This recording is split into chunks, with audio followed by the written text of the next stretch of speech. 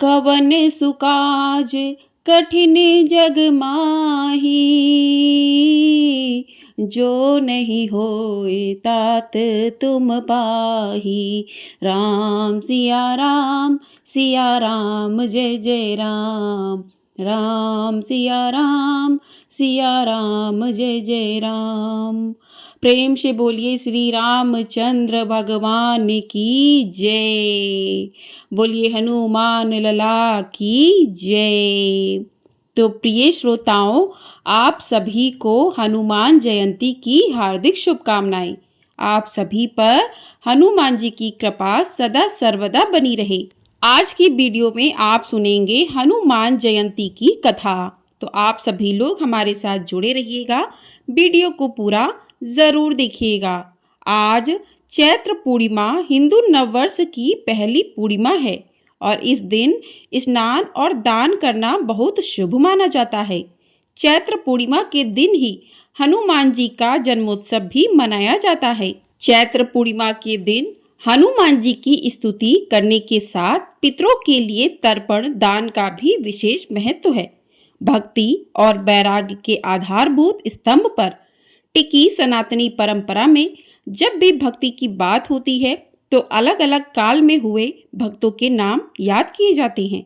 इन सभी भक्तों में सबसे ऊपर एक ऐसे भक्त का नाम आता है जिनका नाम हर युग में चिरकाल तक जीवंत रहेगा। ये ऐसे भक्त हैं जिनको अमरता का वरदान प्राप्त है और युगों युगों से धरती पर मौजूद हैं। प्रभु की सेवा करने के उनके निस्वार्थ भाव ने उन्हें भगत शिरोमणि की उपाधि प्रदान की है।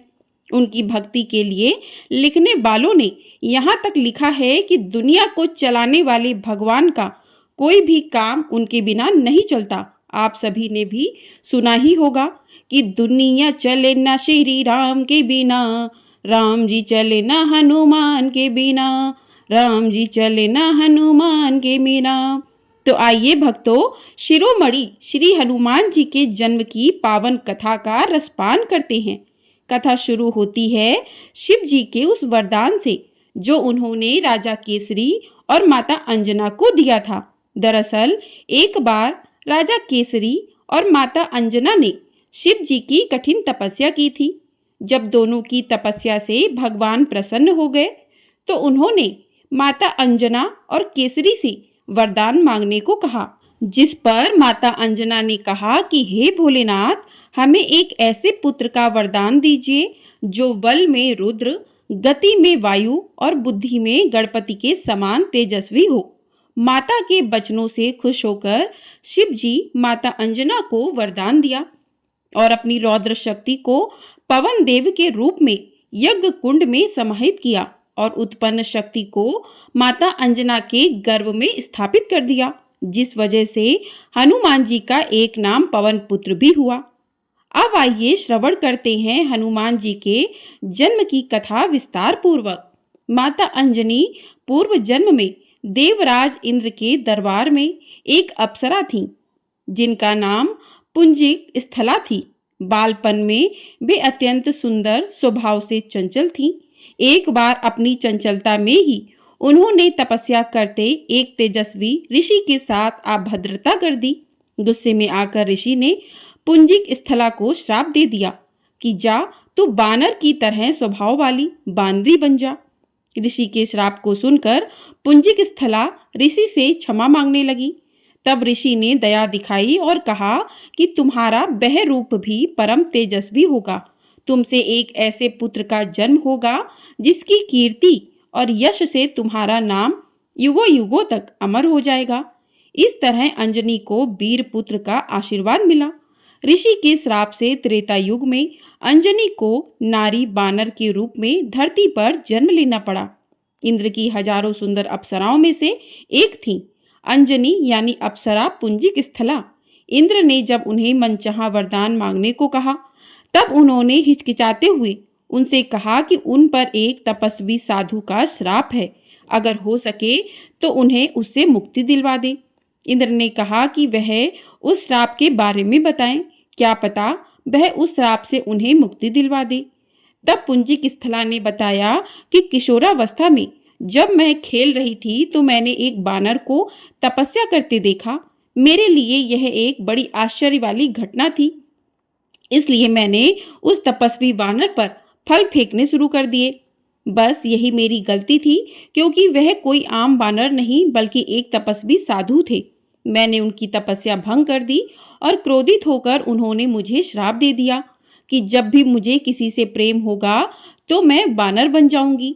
मेरे बहुत गिड़गिड़ाने और माफी मांगने पर उस साधु ने कहा कि मेरा चेहरा बानर होने के बावजूद उस व्यक्ति का प्रेम मेरी तरफ कम नहीं होगा।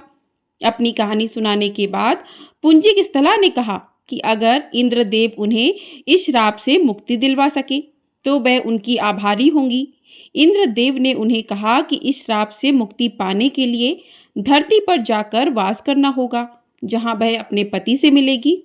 शिव जी के अवतार को जन्म देने के बाद अंजनी को इस श्राप से मुक्ति मिल जाएगी। इंद्र की बात मानकर पुंजिक स्थला अंजनी के रूप में धरती पर चली आईं। उस श्राप का प्रभाव शिव के अंश को जन्म देने के बाद ही समाप्त होना था। वह एक शिकारन के तौर पर जीवन यापन करने लगी। जंगल में उन्होंने एक बड़े बलशाली युवक को शेर से लड़ते हुए देखा और उसके प्रति आकर्षित होने लगी। जैसे ही उस व्यक्ति की नजरें अंजनी पर पड़ी, अंजनी का चेहरा बानर जैसा हो गया और अंजनी जोर जोर से रोने लगी। जब वह युवक उनके पास आया और उनकी पीड़ा का कारण पूछा तो अंजनी ने अपना चेहरा छिपाते हुए उसे बताया कि वह बदसूरत हो गई है। अंजनी ने उस बलशाली युवक को दूर से देखा था, लेकिन जब उसने उस व्यक्ति को अपने समीप देखा तो पाया कि उसका चेहरा भी बानर जैसा था। अपना परिचय बताते हुए उस व्यक्ति ने कहा कि वह कोई और नहीं, बानर राज केसरी है, जो जब चाहे इंसानी रूप में आ सकते हैं।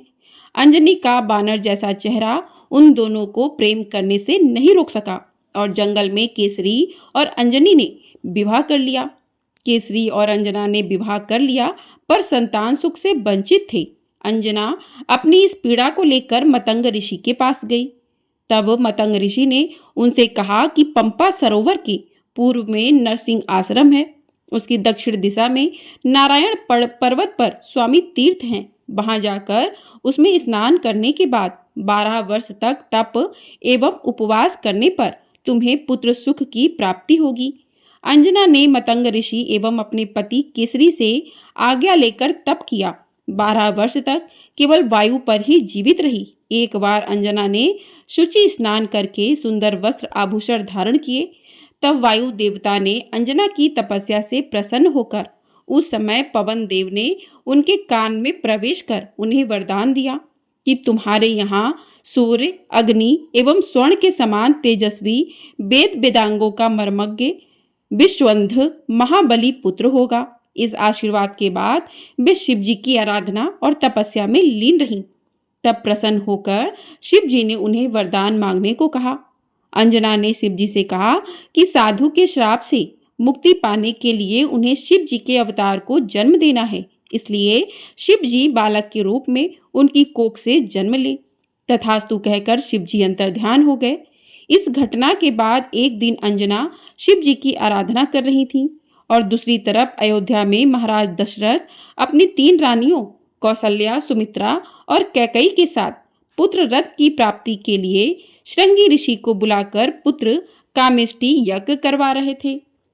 यज्ञ की पूर्ण आहुति पर स्वयं अग्निदेव ने प्रकट होकर श्रृंगी को खीर का एक स्वर्ण पात्र दिया और कहा, ऋषिवर, यह खीर राजा की 3 रानियों को खिला दो। राजा की इच्छा अवश्य पूर्ण होगी, जिसे 3 रानियों ने खिलाना था। लेकिन इस दौरान एक चमत्कारिक घटना हुई। एक पक्षी उस खीर की कटोरी में से थोड़ी सी खीर ले गया और तपस्या में लीन अंजना के हाथ में गिरा दिया। अंजना ने शिव जी का प्रसाद समझकर उसे ग्रहण कर लिया। तब हनुमान जी का जन्म त्रेता युग में अंजना के पुत्र के रूप में चैत्र शुक्ल की पूर्णिमा की महानिशा में हुआ। अंजना के पुत्र होने के कारण ही हनुमान जी को आज नए नाम से भी जाना जाता है, जिसका अर्थ होता है अंजना द्वारा उत्पन्न। उनका एक नाम पवन पुत्र भी है, जिसका शास्त्रों में सबसे ज्यादा उल्लेख मिलता है। शास्त्रों में हनुमान जी को वातात्मज भी कहा गया है, यानी जो वायु से उत्पन्न हुआ हो। इस तरह माता अंजनी ने सिर्फ बजरंगबली को जन्म देने के लिए पृथ्वी पर अवतरण लिया था। प्रेम से बोलिए हनुमान भगवान की जय। तो इस प्रकार से हनुमान जी के जन्म की कथा पूर्ण हुई।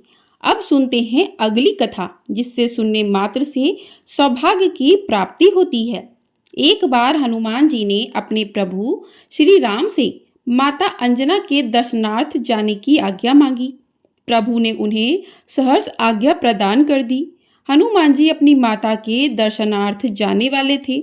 उसी समय काशी नरेश श्री राम के दर्शनार्थ में आ रहे थे। मार्ग में उन्हें देवर्षि नारद मिल गए। काशी नरेश ने देवर्षि के चरणों में भक्तिपूर्वक प्रणाम किया। नारद जी ने पूछा, तुम कहाँ जा रहे हो काशी नरेश? काशी नरेश ने उत्तर दिया, देवर्षि, मैं प्रभु श्री राम के दर्शन के लिए उनकी राजसभा में जा रहा हूँ। यह सुनकर नारद ने कहा, मेरा एक कार्य करोगे?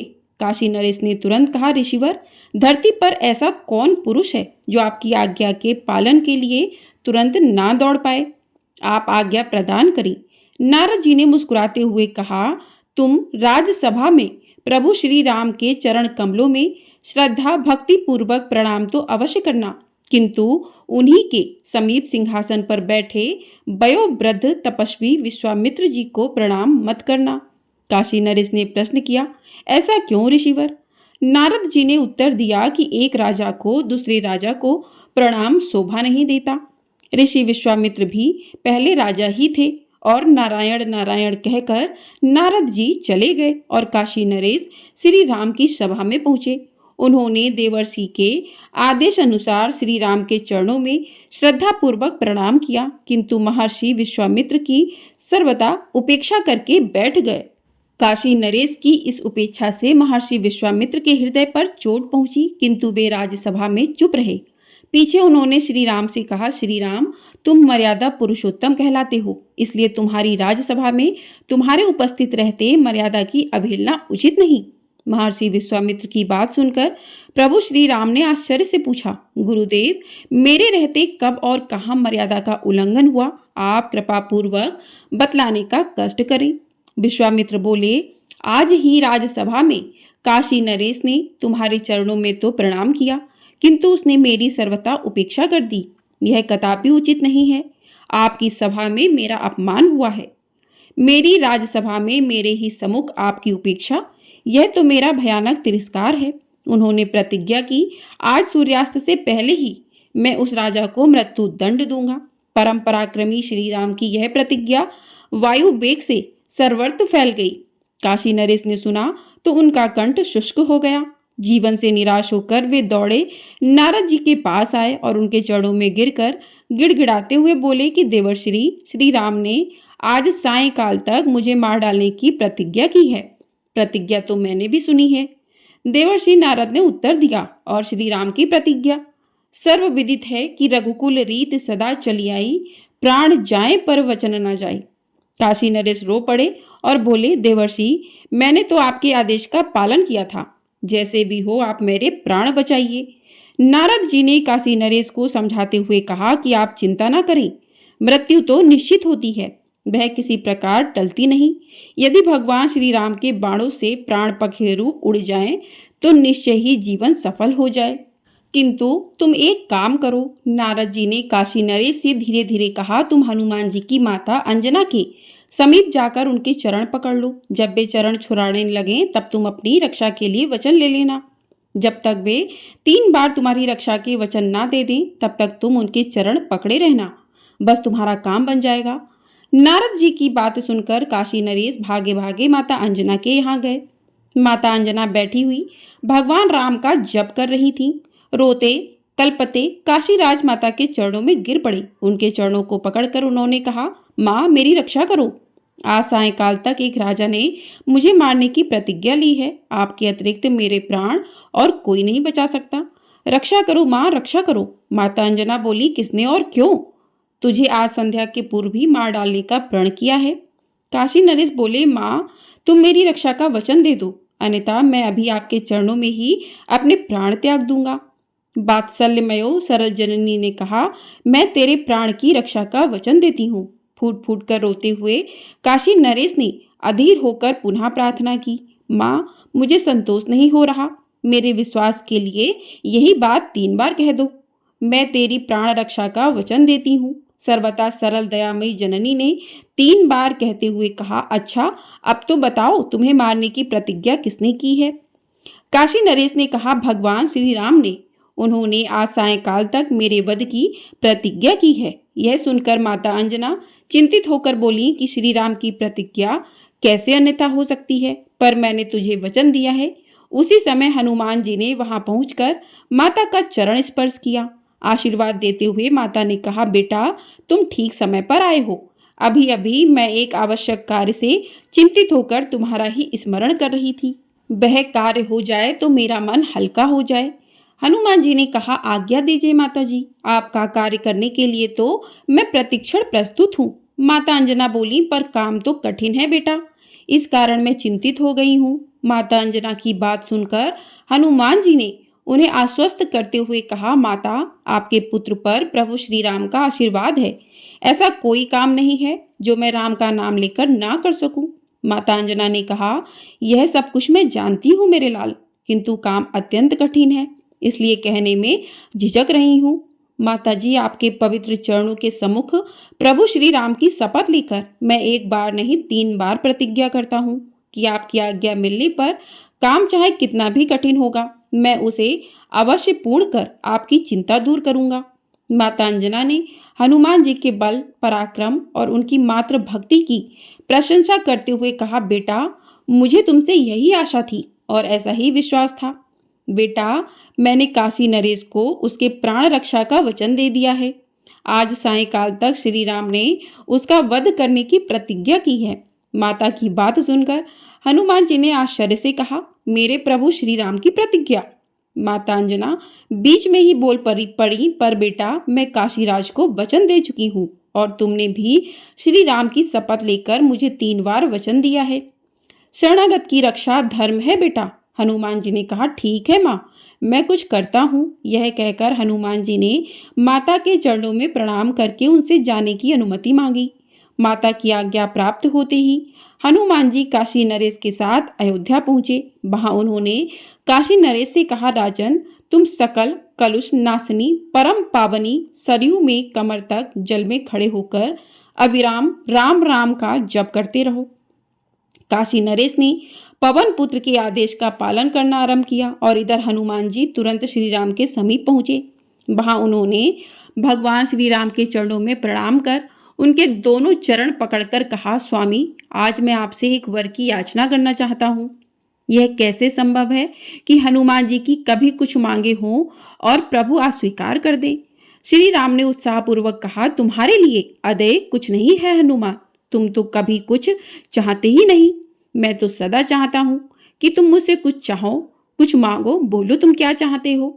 प्रसन्न होकर हनुमान जी ने प्रभु के चरण सहलाते हुए कहा, प्रभु मैं चाहता हूँ कि आपके अमित महिमा में नाम का जप करने वाले की सदा रक्षा किया करूं और मेरी उपस्थिति में आपके नाम जापक पर कभी कहीं कोई किसी प्रकार का प्रहार न कर सके।